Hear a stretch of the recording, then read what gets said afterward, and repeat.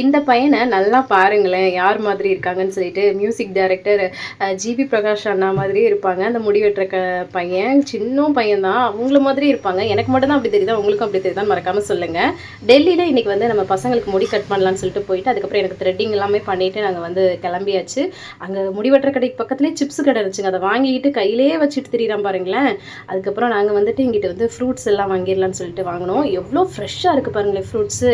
இந்த தமிழ் ஆர்ச் பார்த்தோன்னே தெரியும் நம்ம கோயில் தாங்க, தமிழ் கோயில்.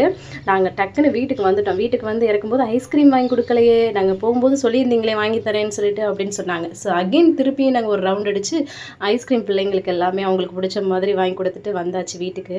வந்ததும் வந்து பார்த்திங்கன்னா அவங்களுக்கு அங்கே பாருங்களேன், கேட்டை விட்டு உள்ளே போகையிலே அவங்க வந்து கேட்டுட்ருக்காங்க ஓப்பன் பண்ண தர சொல்லி.